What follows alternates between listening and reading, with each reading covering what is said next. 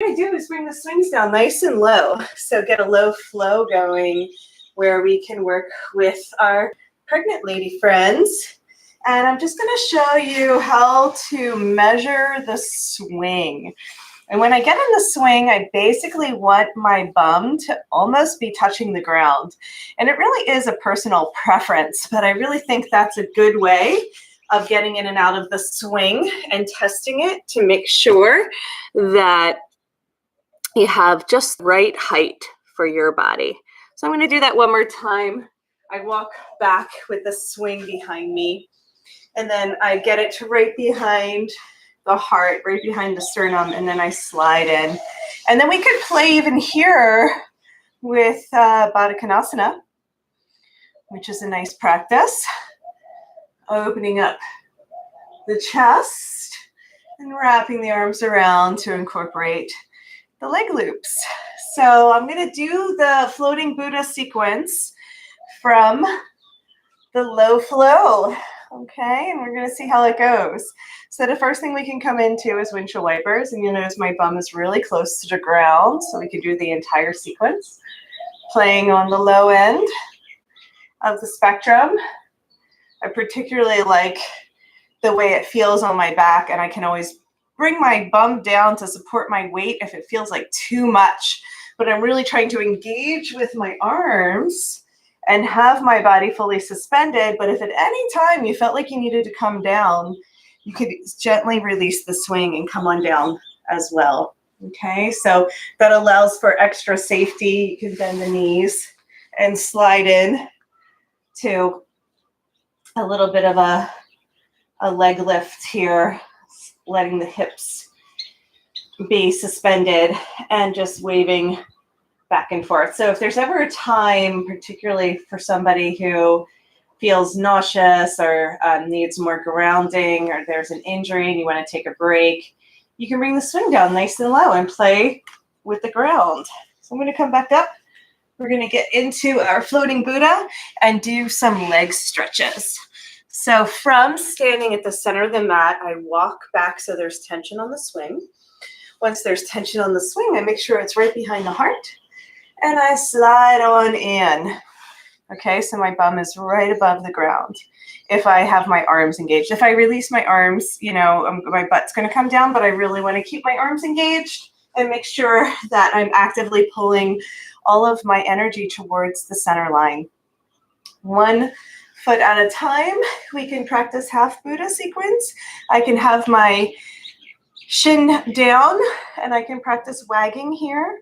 That's one way to stretch, a little string. And then I can also practice with my foot down, supporting my weight just a little bit more. Whatever feels good. I can come into a pigeon pose, and so this is kind of like seated pigeon. Just on one side, my arms are really working, really engaged, pulling the shoulder blades down the back. I can extend, I can even turn it over. So I'm gonna have my left knee in a pigeon, and then I'm gonna have a quad stretch on the right, and that feels amazing. And then I'm going to go ahead, turn it back over. I can do just really gentle core activations here by lifting my leg. That can also be done with a bent knee if you need it to be extra gentle. But if I just practice lifting my leg up and down one side at a time, that's also a really good strengthener for the core. Let's switch sides in the air, coming through floating Buddha. And then we're going to do the same thing where we bring either the shin down. This is a deeper stretch. Arms stay engaged. Or I come up onto the foot and I wag my tail. I call it wagging the tail when we just explore in the space. Sometimes this can look like a side lunge when I'm pushing my foot out to the side. And then we bend the knee, come into a seated pigeon. Now I like this better than this. This is really intense if you want a more advanced version. Otherwise, you can kind of support the leg with the bent knee and just, I'm pushing my left knee down to the ground to open up the SI joint on the left side. And then I can turn it over. So I'm going to drop my right knee into a pigeon pose. And then obviously this is a big quad stretch on the left and that left knee stays bent. And then I'm just hooking So it's a really nice supported pigeon, so I'm not going to go down too far. You can keep the bottom foot flexed if you need to protect the right knee, and we keep the heart open, and we're arching and opening from the heart. Okay, head stays in line with the body. Turn it over, nice and easy. Extend that leg, and then we're going to end with some core strengtheners. I'm just going to straighten my leg and lift, nice and easy. We're really close to the camera when we're low to the ground here. That's all right, we're making it work, we're testing it out. And we can also do that with a bent knee and just lift, lift. You can bring that foot back down and just wag. I'm really close to the ground, as you can see, so I can also support my body weight with the ground to take a little less off the arms, or I can also just pull and lift and do some bicep curls here, supporting my weight with my arms. Coming back in, windshield wipers, chillaxing arms, sway it out side to side. Take your time, let it feel good. We're going to play with the angles until we get just the right angle for our training tomorrow. I just wanted to get nice and low and see how this looks at the background. We actually have a gorgeous sunset happening behind us. It just looks bright from here, but hopefully tomorrow we'll get you a better view of the Hawaii Healing Sanctuary over here on Maui. Okay, so from Floating Buddha, I can go ahead and hop if I ever need to adjust the swing across my back. And then I can come into Baddha Konasana. I call it Swing Baddha Baddha. You can have the feet glued together. You keep the hips slightly down so you can lean back. If you lift your hips too high, then you come into Flying Monkey. So hips are lower here, feet together, chillaxing arms for a double diamond, if that feels good. And then if you like the back bend, we can push the hips up and lean back. I'm holding on to the top of the leg loops with my hands. We want to do some strengthening. Even when the swing is low, we can go through the whole Floating Buddha sequence, coming in through bicep curls, and then maybe even trying a wide straddle, if that's not too much, and bicep curls again.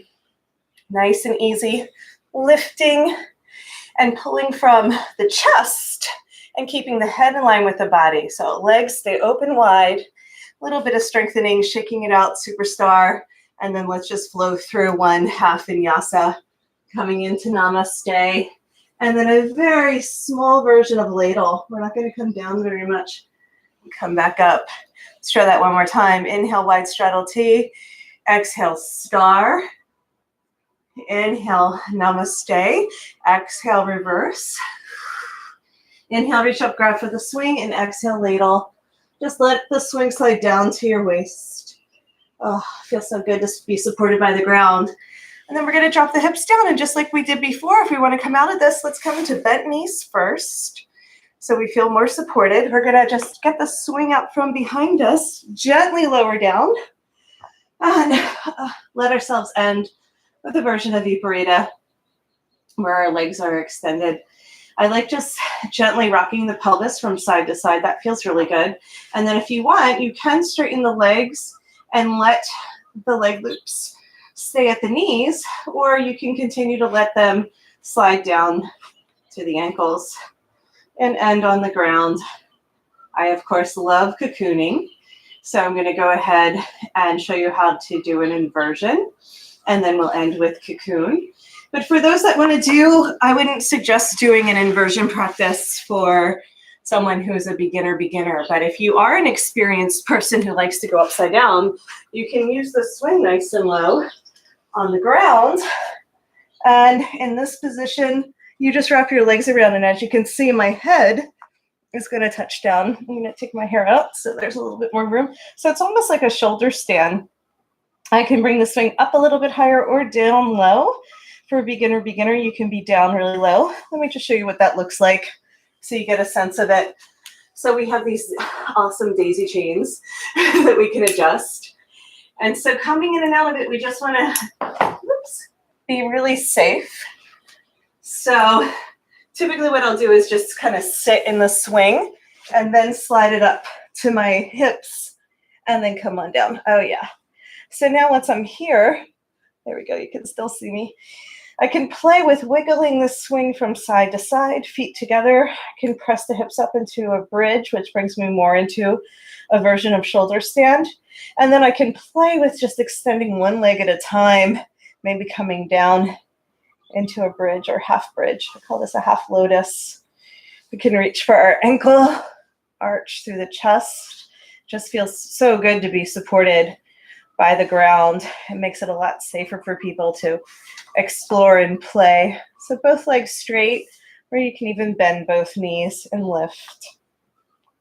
Okay, so this is our peaceful warrior, our low inversion on the ground.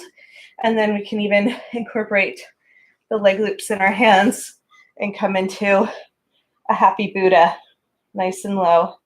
So what we want is, our upper back, not just our neck, but our upper back on the ground to support the body weight and to come out of it. Just bring one foot down and the other foot down, and then we wind up on the ground. And even here, if we wanted to come into our cocoon, we just stretch it out and hop in. So for those that get a little nauseous when they're in the swing, this might be really nice. I like to float, of course, but there's the version of Viparita where we can bring our legs up the sides. I like to hug myself and bring my arms over my chest, or make sure the swing is above your head, or bring your hands above your head and just relax there. So we can use the leg loops to extend as well. All kinds of variations that we can do, but using the swing to support the body weight and using the ground to help support the swing, it just feels really great. So I suggest just playing with it, bringing it up and down until you get the right height, and be willing to experiment to find what feels really good. So you can find out more about the upcoming prenatal training at AerialYogaPlay.com. I'm offering 5 specialty trainings this year, and we're going to have a kids program, pre and postnatal, some partner play, some more yoga-sage, and then the whole RX therapeutics online. So this is all very exciting, coming up with these specialty programs for you. So we'll be back with more. This is Jen Healy. Thank you so much for watching. Namaste.